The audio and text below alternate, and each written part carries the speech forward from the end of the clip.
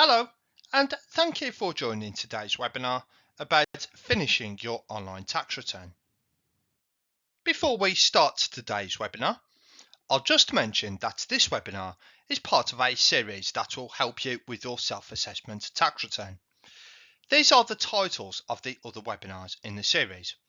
You can find out when these webinars are running and about other products to help you with your tax return on our HMRC email updates, videos and webinars for self-assessment page on gov.uk. In today's webinar, we'll look at underpaid and overpaid tax, adjustments to tax due, checking your return, saving and submitting your return, and amending your return after you've sent it. Once you've entered all your taxable income and claimed any tax reliefs you're entitled to, there are some sections which everyone is asked to complete. I'll just mention Making Tax Digital, or MTD, for income tax. From 6th of April 2026, there's a legal requirement to use MTD for income tax for anyone that had self-employment and or property income above £50,000 in the tax year 2024 to 2025. You should already have signed up for MTD for income tax and be using compatible software to record your income and expenses for the current tax year 2026 to 2027. However, the principles of working out your income and expenses remain the same. If you signed up to use MTD for income tax early and started to use it in 2025 to 2026, you'll send your self-assessment tax return for that year, including any other income sources using your compatible software.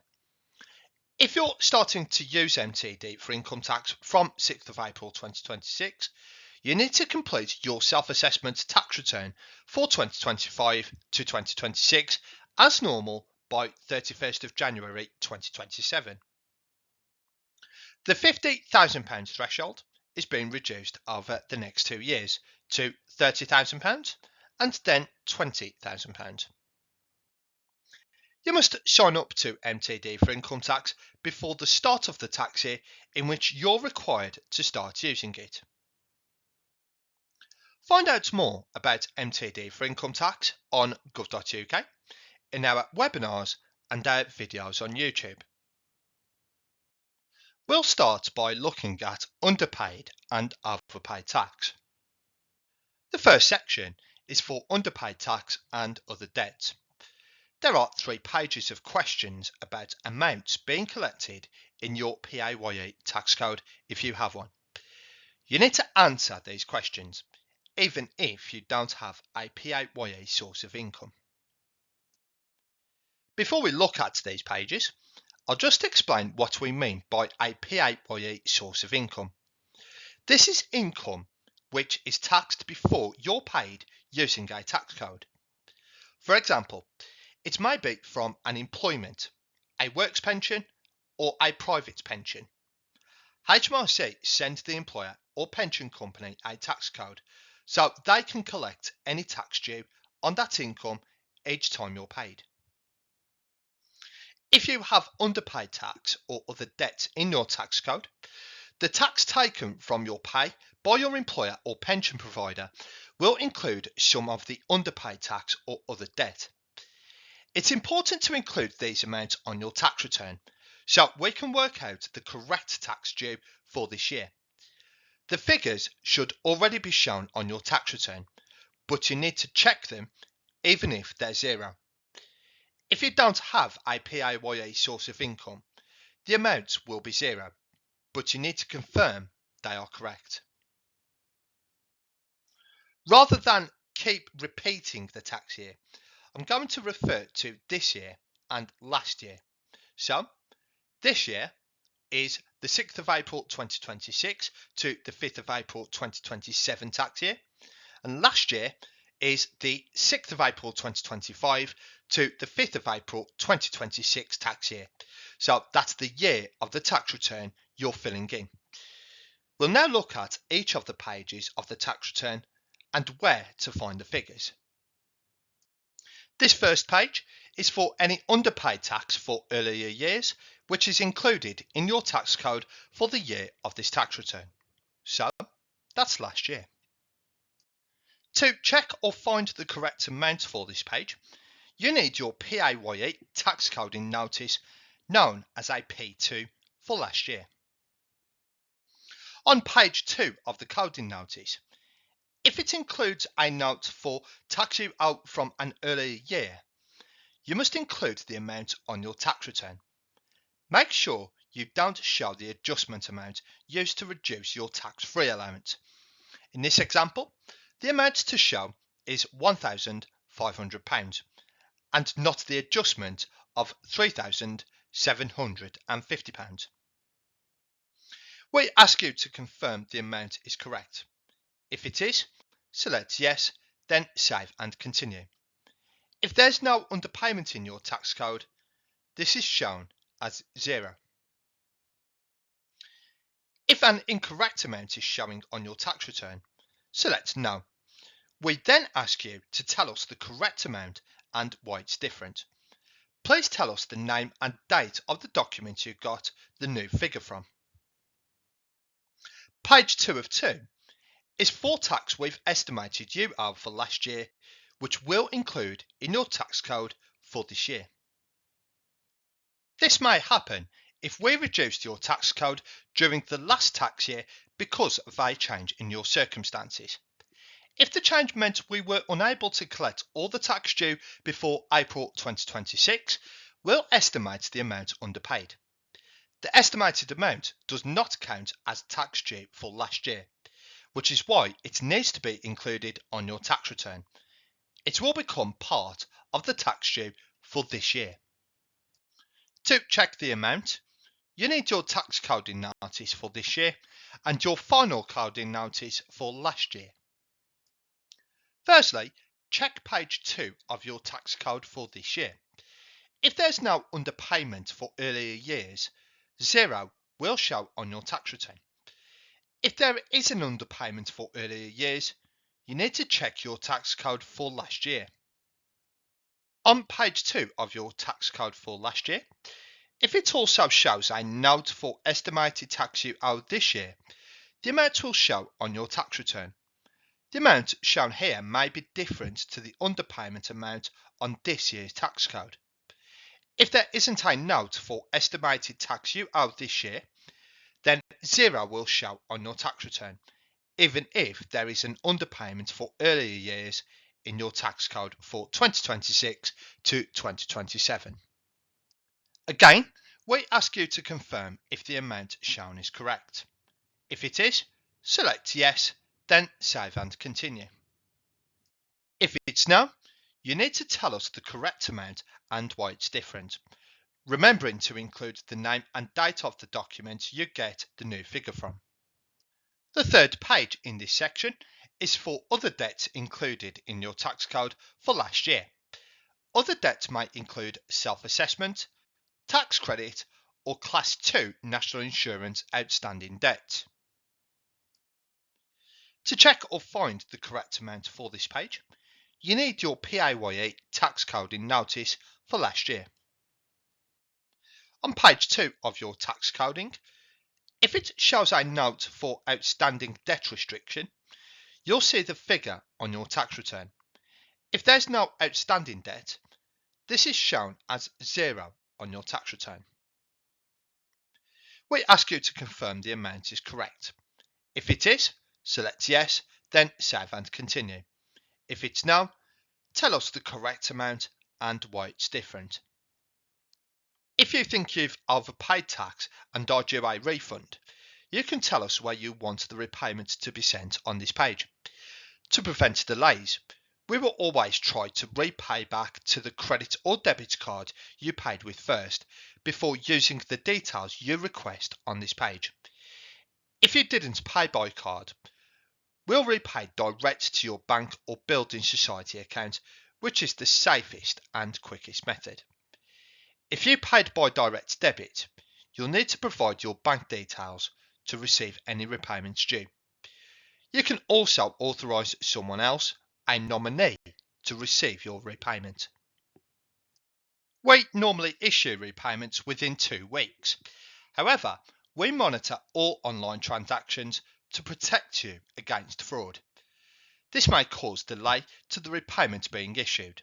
So, please allow up to 12 weeks before contacting us to chase up a repayment.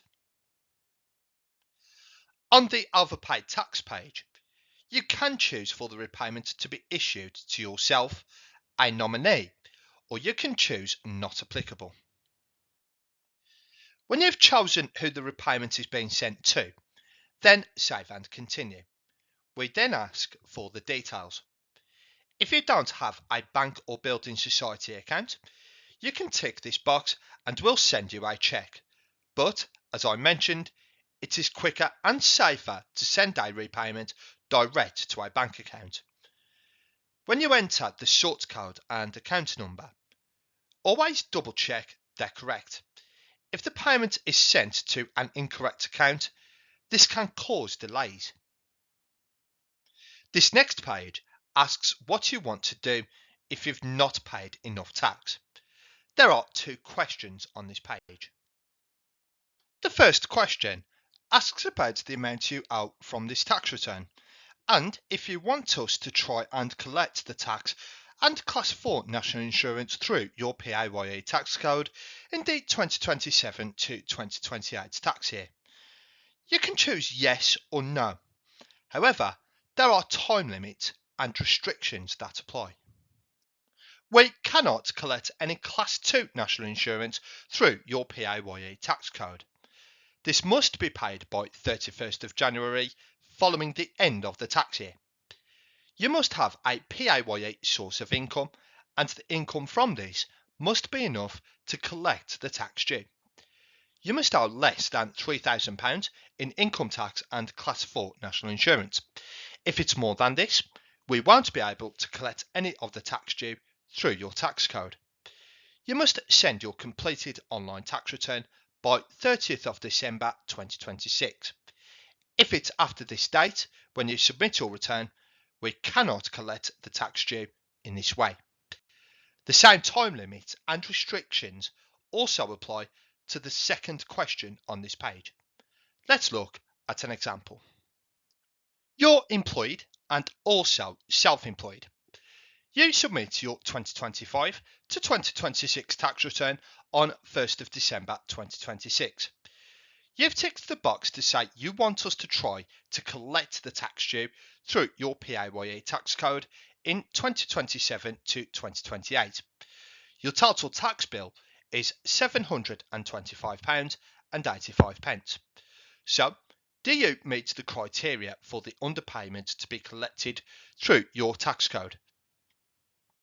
Well, you've submitted your tax return before 30th of December 2026. Our systems confirm that your income is enough to collect the tax due. The amount you owe, £725.85, is below the £3,000 limit. However, the amount you owe includes £182.85 class 2 national insurance. So, we'll collect £543 through your 2027 to 2028 tax code. But you'll have to pay the class 2 national insurance, £182.85 by 31st of January 2027. The second question is about tax you might owe in this tax year on income other than that from your employment or pensions. For example, savings income, profits from UK property, or the high income child benefits charge. We're asking if you want us to use the figures from this tax return to update your PAYE tax code for this year, so you pay tax during the year on the amount you might have this year. So, if you choose yes, because you think the amount of other income you had last year will be the same this year, we'll adjust your tax code for 2026 to 2027 to collect the tax due, which will lower your tax bill for your next tax return.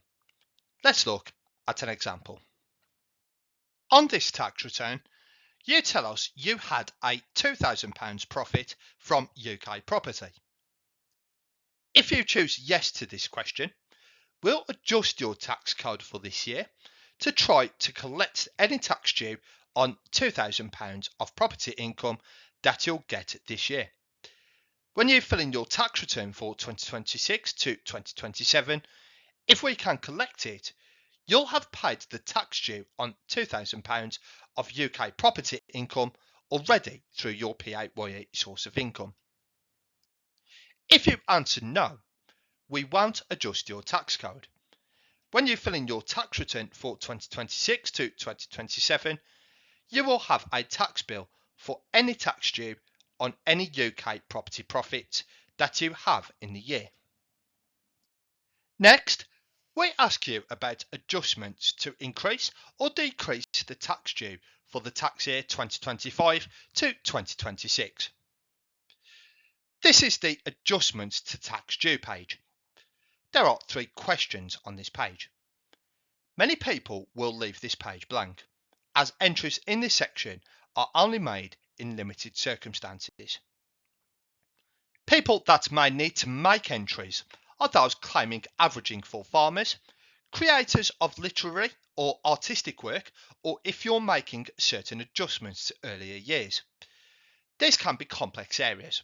The Help About guidance has more information for each question, but if you need help, you may need to contact us or your tax advisor. On any other information, page 1 of 2, we ask if any amounts entered on your tax return are provisional. If they are, you must tell us why you've used them and when you'll have the final figures on the next page. On page 2 of any other information, tell us about anything that you feel is needed to support your entries on the tax return. For example, why you've used provisional figures or a breakdown of the pension payments you've received. Don't include any figures that will affect your tax calculation. They should already have been entered in the tax return. There is a limit of 700 characters, including spaces, and only certain special characters can be used. There's more in the Help About guidance on this.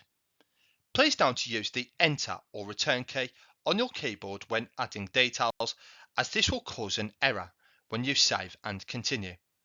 If needed, use the spacebar if you need to make more than one entry. We also ask if you want to add an attachment to your tax return. This should only be done when asked to do so on the tax return or in the guidance. Now you've made all your entries on your tax return, we'll move on to checking your return. This is the Check Your Return page. If you've not answered all the required questions in a section, you'll receive a message that your return contains errors. You'll have to go back to the section highlighted in red to correct the error.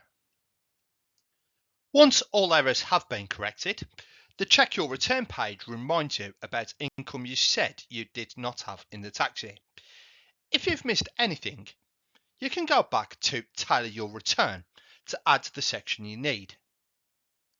It also gives you a list of all the sections you've completed in the tax return and allows you to check you've entered all the information relevant to your circumstances.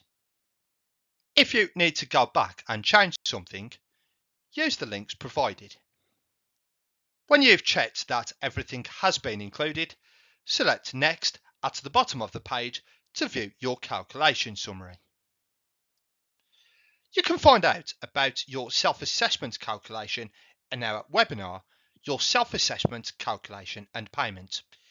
In the webinar, we look at what's included in your calculation, payments on account, the full self-assessment calculation, what to pay and when, budget payments plans, payments already made, how to pay, and what to do if you can't pay on time. When you select Save and Continue on the calculation summary, we'll show you your full tax calculation, and on the following page, you may be asked about reducing your payments on account if they're due. Both of these are covered in detail in our webinar, Your Self-Assessment Calculation and Payment. We'll now move on to saving and submitting your return. On the Save Your Return page, you're given a chance to save, view and print your full tax return. Your tax return has not yet been submitted. You can save, view or print your return in black and white or as a colour copy. There's an important note about privacy guidance which you should read, especially if you are not using your own computer. When you view, print or save your return, your browser will automatically store a copy of the file in the computer's temporary internet files cache. Instructions are included for how to delete this file once you have viewed or printed it. The black and white copy will show all the sections you've completed in text only, so it doesn't resemble the tax return as it's an HTML file. However, it will be a smaller file size and quicker to download. A colour copy will also show all the sections you filled in, but this is a PDF file, and so you'll need a PDF viewer to view it. The colour copy does resemble the paper tax return form. The file size will be larger and will take longer to download. At the bottom of this page, you can add attachments if they are required and view a list of attachments that have been added. Please remember, attachments should only be added if the guidance tells you to. You're now ready to submit your tax return, so select Save and Continue. This is the Submit Your Return page. You must make a declaration before you can submit the tax return. The declaration is that the information you have given in your tax return is correct and complete to the best of your knowledge and belief. Remember, you may be charged penalties and face prosecution if the information you've given is false.